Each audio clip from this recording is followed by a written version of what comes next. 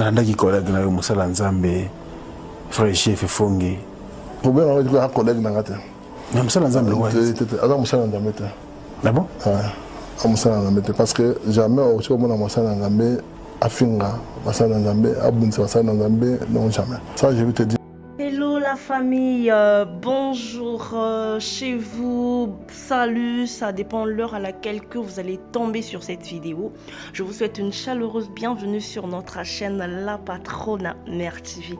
Pour toi qui n'es pas encore abonné, si c'est pour la première fois que tu tombes sur cette vidéo, alors n'hésite surtout pas de t'abonner et d'activer la cloche de notification pour ne rater aucune de nos vidéos. Alors là déjà je dis bonjour à ma queen de la SAP, ma sponsor officielle Mama Kimia, la queen de la SAP, voilà, ça c'est pour toi.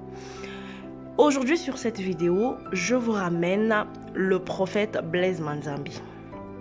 En tout cas, je vais vous laisser suivre ces déclarations du début jusqu'à la fin. Vous et moi allons analyser si ce qu'il a dit est bien ou mauvais.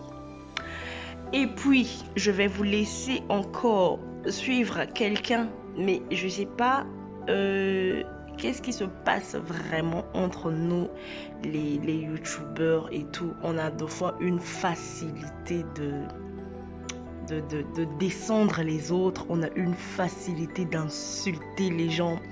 Vous savez, lorsque vous basez une analyse, moi je pense que les youtubeurs et youtubeuses doivent être neutres. C'est-à-dire que tu es au milieu du village. Tu ne te penches pas à gauche ni à droite, mais tu es au milieu du village. Mais je vais vous laisser suivre. Je ne vais pas trop parler, je ne vais pas trop papoter parce que quand je parle beaucoup, il y en a des gens qui disent que non, la patrona, c'est bien, mais tu as trop parlé. Oui, si je suis sur YouTube, c'est pour parler. Donc vous allez apprécier. Mollo, mollo, on avance. Et du coup, avant de vous faire écouter ça, je vais vous dire un truc.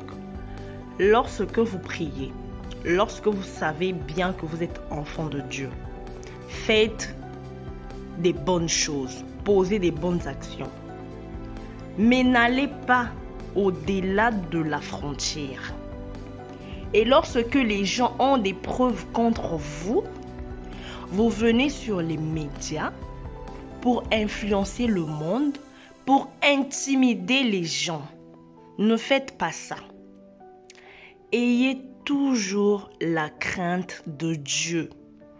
Parce qu'on dit que la crainte de Dieu, c'est le commencement de la sagesse.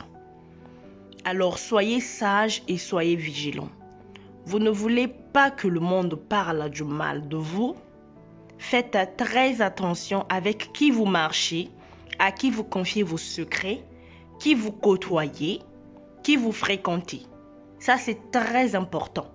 Si vous tenez fermement à votre réputation, vous devriez faire très attention. Faites très attention lorsque vous veillez sur votre réputation. Parce que même Jésus, qui s'est donné pour que toi et moi nous ayons la vie, il a été insulté par les gens, il a été lapidé, il a été crucifié sur la croix.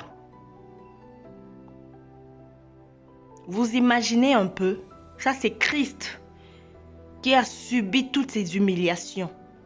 Et donc vous, lorsque vous choisissez d'être serviteur ou servante de Dieu, sachez-le qu'il y a des vents et marées qui vous attendent. Donc c'est maintenant à vous d'être ferme sur votre conviction. C'est à vous d'être ferme sur votre foi. Moi, je vois beaucoup d'entre vous qui sont humiliés sur la plateforme, qui sont rabaissés sur la plateforme. Moi, je bénis toujours le pasteur Marcelo. En tout cas, que je salue en passant. Le pasteur Marcelo, c'est un homme de Dieu. Je ne dirais pas qu'il est trop sage, qu'il est trop différent des autres. Mais en tout cas, c'est un homme qui vit dans la grandeur. Il est dans la grandeur des choses. Même quand les gens essayent un peu de chercher je ne sais quoi dans sa vie, mais c'est quelqu'un qui ne répond jamais au ragot. C'est quelqu'un qui ne se permet jamais de passer sur Internet pour insulter ou intimider les gens. Lorsque vous le faites, ne vous dites pas que, genre, Dieu vous connaît plus que tout le monde. Faites très attention. Nous avons vu, là, je vous ramène un peu sur l'histoire du prophète Joël Francis Tatou. Le prophète Joël Francis Tatou, lorsque ses voices ont circulé sur tous les téléphones et tout, sur toutes les plateformes, le pasteur Joël Tatou s'est permis de passer au prêchoir pour maudire des gens. Il a dit du n'importe quoi. Mais en tout cas, après cette malédiction-là, on n'a rien entendu. On n'a rien entendu et on n'a encore rien vu. C'est pour vous dire que lorsque vous maudissez, c'est l'Éternel qui décide. C'est l'Éternel qui décide si cette personne doit vivre sous l'emprise de la malédiction ou pas. Et puis vous, là où vous êtes, vous ne connaissez pas la relation que cette personne a avec son Dieu.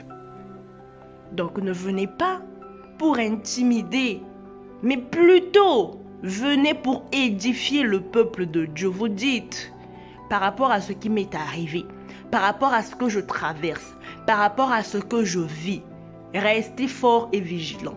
Priez sans cesse, afin que vous ne tombiez pas en tentation, et tout. Mais ne venez pas pour intimider le monde entier. Vous prenez le monde comme témoin que non. En tout cas, je prends le monde en défi et tout.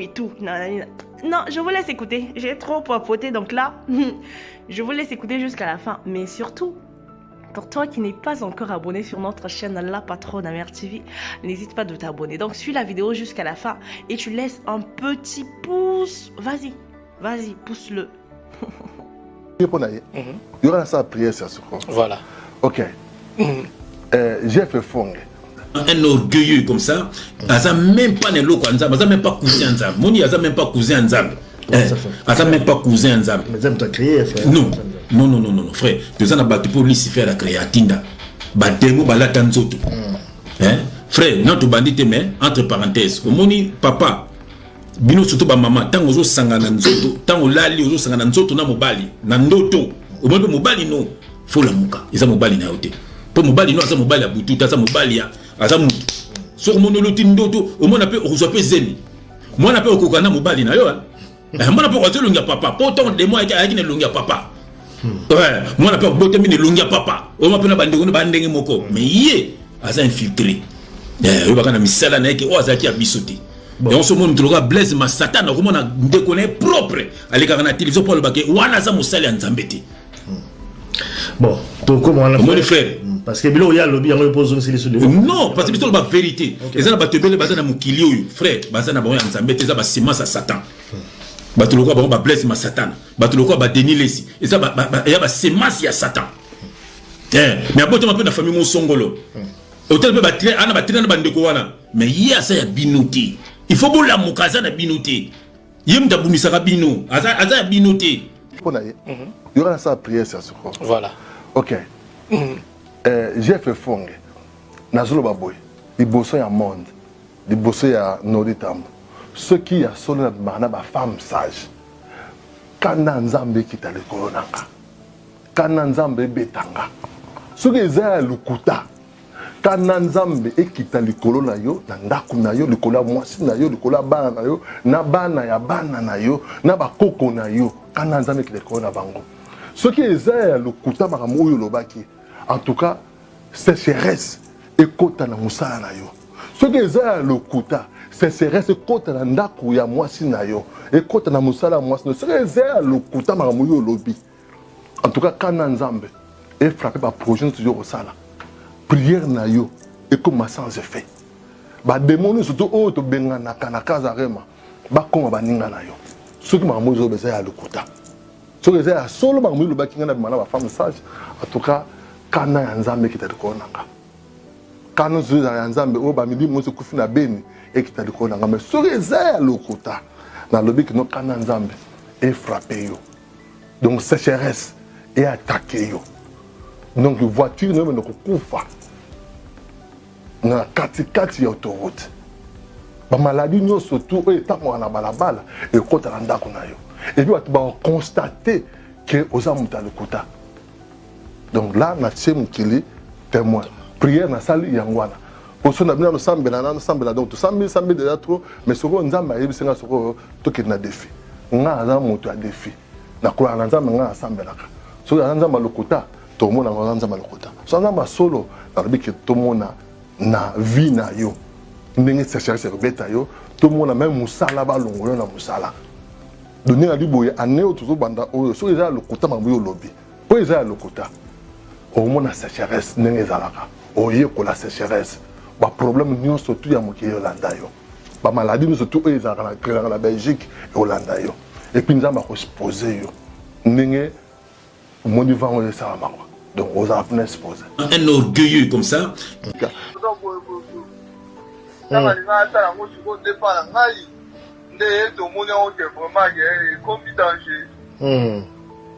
Vraiment.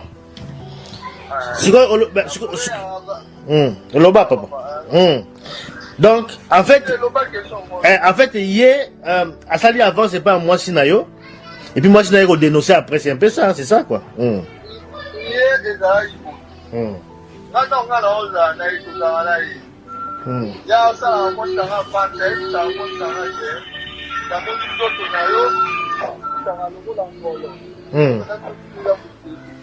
On va donner ça, moi, c'est lui là, il va te rajouter rien, il est poli, il a rien. Dans mon vélo voiture, autant pour moi, on est là bien que, dans mon changer au volet, comment est-ce que bureau dans officiel? Ah, officiel. Comment est-ce que bureau officiel? Moi, si je suis dans mon banga, on a ma fille, les bonnes enfants, vous ne pas mon nom de passer. Ok. Voilà, on a bombé la ngala, on a bango tant que comme il est dans tout dans la moitié, il y a de l'eau pendant moitié que, alors le pendant des bêtes, tu l'as attaqué au milieu, on va voir ça comme le matin, à la maman côté de vous. On va le la oncle, mais moi ça mon gagner là, mon gagner pas mangala. Moi ça on a dit moitié. Moi c'est comme pour on a pas mangala, pour ça on a malili, pour la manière au candidat. Non moi c'est comme pour on a ça on a malili, c'est moitié. Pour le vélo côté, pendant qu'il y a yo qui n'a pas dans ça, on a déjà pour toi avant. Nakata déjà maramboza na yi. Ah ouais. Déjà maramboza na yi de nakata isongo lo bala muti. To tangu bango ba moni na ye na komi distance na explication la dernière fois. Oui. Allez, tant ba moni distance wala allez. Oya la na jemo so li kampota ba pasteur o ti asita moi ti ta lo bila. Ouais. Ya moi c'est un ici. Ah nga ya ba to de la na moi c'est au monde a commis ata Marcelo message à ma vie. C'est comme ça. Ok. Donc, allez, mourir, à ça, il m'a chantage. On va avoir chantage, il m'a manque de respect, à titre audio, à titre de moi, c'est un audio. Donc, manque de respect, déjà, d'être à tout le banal, on t'a pour la bateau, il est marié, on a été un bateau, à part ça, dehors appelé beaucoup ça pour dans la pompe de jour pour tout ça il faut ça il faut donc on dirait que on a que des on va se faire là là-bas ça il faut tout ça il aura ce qu'on a c'est pas on est dans on a bien dans la famille les mêmes jours on a eu petit pas tout la famille après on a expliqué pas mon problème dans on a ok on a maintenant on la famille mobimba après hier à Wangani tout kutana ne boete à comment kima Wangani que ya bandere kolinga ete momi na ngade muta bandere kolinga ngala bia ok c'est bien na sepele atani na lobi bongo parce que po bakosele makamuti donc c'est sûr et dama ngolo kutaki bisayo lokola yo oki kopanza sango ozoloba de mwasi na nga mutu abandaki kolinga yo abandaki kodela yo mpo yo oleki nga na kitoko yo oza boga selon yo oleki nga na kitoko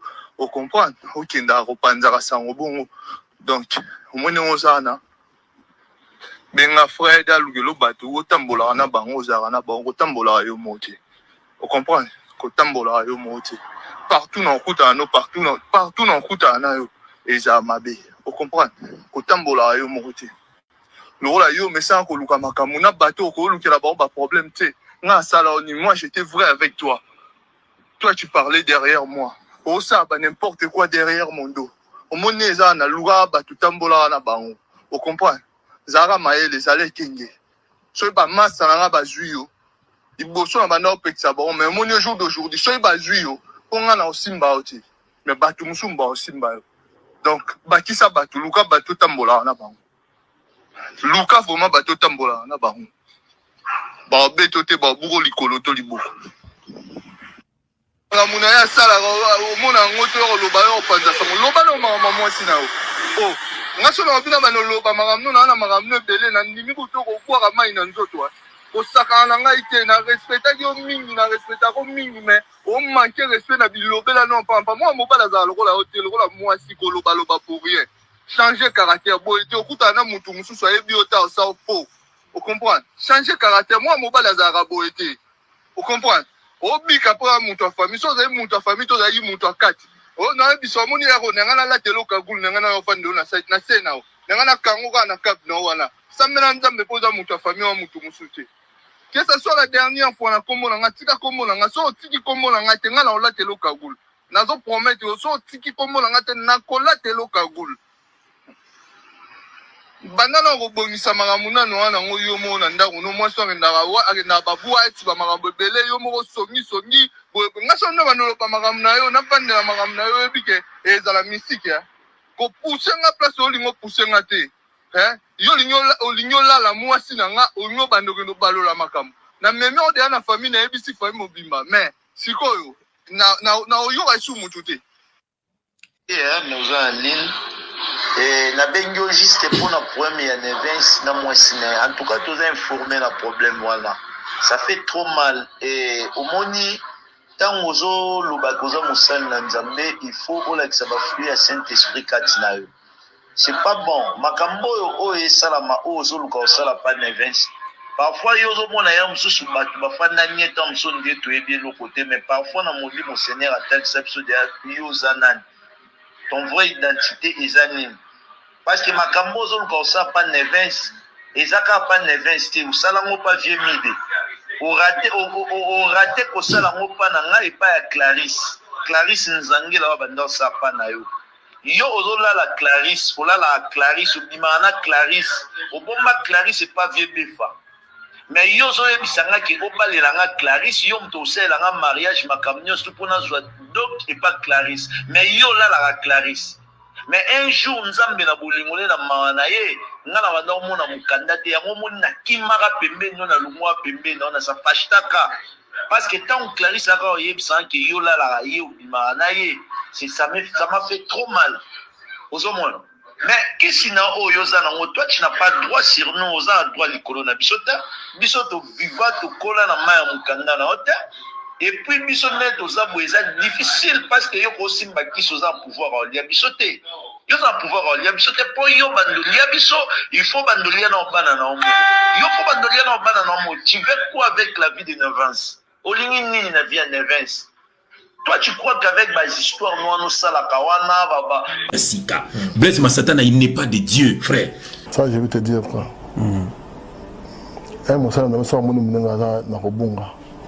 A robunda pona ye. Bunda pona ye, azonga lanzela. Faut avoir la compassion. Ce moment où bonga. Bible dit non, mon sceptre tombera cette fois. Alors quand tu vois un sceptre de Dieu à Bundi, bunda pona azonga lanzela. Tu ne peux pas insulter. Qui t'a dit que cette personne-là a dans un embêté? Quand tu critiques la main qui est sur une personne, tu ne critiques pas la personne, mais tu critiques la main de Dieu. Parce que si c'est Dieu qui est l'auteur de cette bénédiction, si c'est Dieu qui est l'auteur de tout ce que la personne est en train de faire, tu es tenté de combattre Dieu, tu es tenté de critiquer la main de Dieu. Tu ne critiques pas Blaise Mazam, mais tu es en train de critiquer la main de Dieu. Or, quand tu critiques la main de Dieu, tu auras le problème avec cette main, pas avec moi. J'ai dit, pour le sexe sabato, critiquer dans le Coran Zambé. Pour le Coran Zambé, nous avons un double quoi. Mais le boko, il y a un bébé ça. On est béni par la main. Tu seras béni par la main. C'est la main qui bénit. Tu comprends? Quand tu commences à combattre la main, tu détruis ta vie.